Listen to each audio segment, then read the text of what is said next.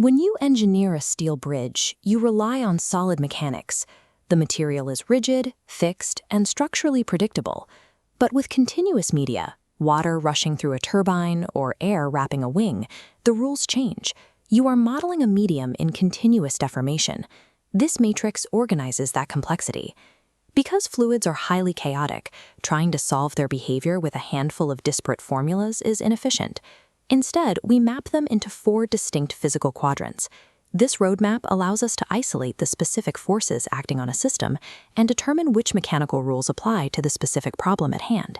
Focus on the central liquids column of this fluid state table.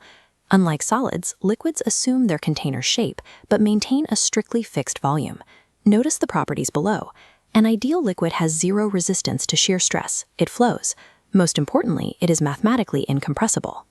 Perfect incompressibility is the physical assumption we need. It gives us a stable mathematical baseline to calculate macroscopic forces in the very first regime of our matrix. That first regime is hydrostatics. Here, the fluid is perfectly at rest. Kinetic energy is 0, and we are dealing entirely with static forces. This diagram illustrates the hydrostatic paradox. Look at the 3 containers on the right. Despite their wildly different shapes and total volumes, the bottom pressure is exactly the same. Static pressure is dictated by vertical depth and fluid density. Container shape is entirely irrelevant. These schematics show how we utilize that strict density-depth relationship. On the left, Torricelli's barometer uses it to calibrate atmospheric pressure. On the right, a U-tube manometer applies the exact same math to measure the pressure of trapped gases in a chamber. This diagram details Pascal's law. Because we assume the liquid is enclosed and incompressible, any pressure applied to it transmits equally in all directions. A small input force over a small area translates to a massive output force over a larger area, lifting the car. This split view demonstrates Archimedes' principle. Any object submerged in a fluid experiences an upward buoyant force. That force strictly equals the weight of the liquid volume that the object displaces. In this static regime, aesthetics and geometry drop out of the equations. The balance of forces rely on just 3 variables: vertical depth, fluid density, and displaced volume. Next, we drop the static assumption and enter phase 2, hydrodynamics.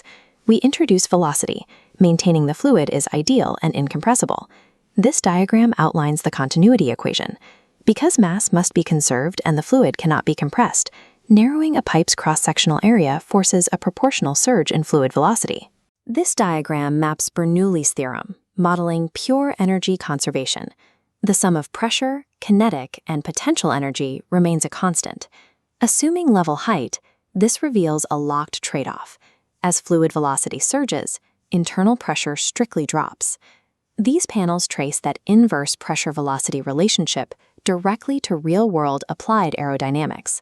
It explains the low pressure zone that generates upward lift on an airplane wing, and the differential pressure causing the downward curve of the Magnus effect on a spinning ball. Ideal fluid motion is a continuous zero-sum trade-off between kinetic speed and internal static pressure. Real-world fluids, however, are not ideal. In phase 3, we break that assumption and account for viscosity, the presence of internal friction. This diagram visualizes viscosity. Adjacent fluid layers shear, creating drag and a velocity gradient.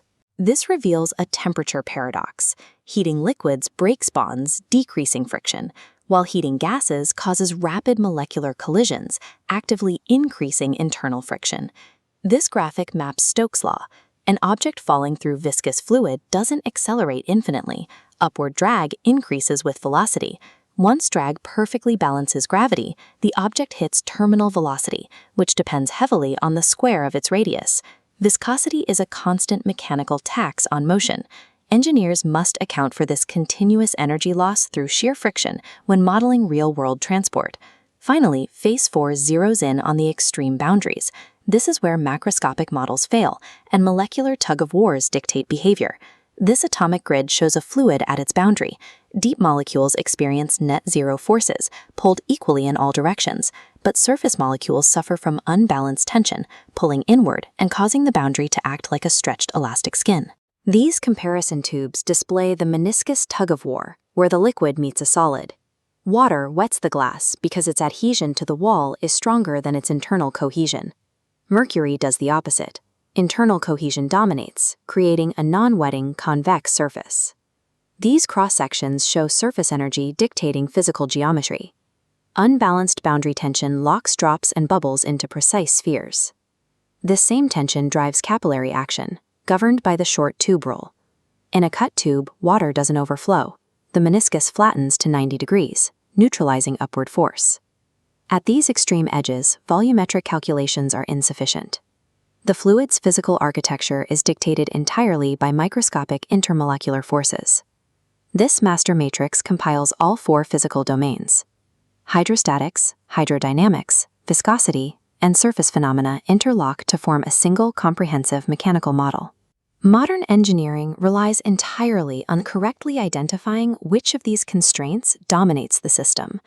A microfluidic chip requires Phase 4 surface physics, while an aerospace turbine demands Phase 2 fluid dynamics. The lineage of this matrix runs deep. When Archimedes formalized buoyancy, he established the bedrock for predicting how the physical world behaves under pressure. This framework moves us beyond memorizing formulas. By tracking these four shifting states, we can predict, direct, and utilize the behavior of fluids with precision across any scale.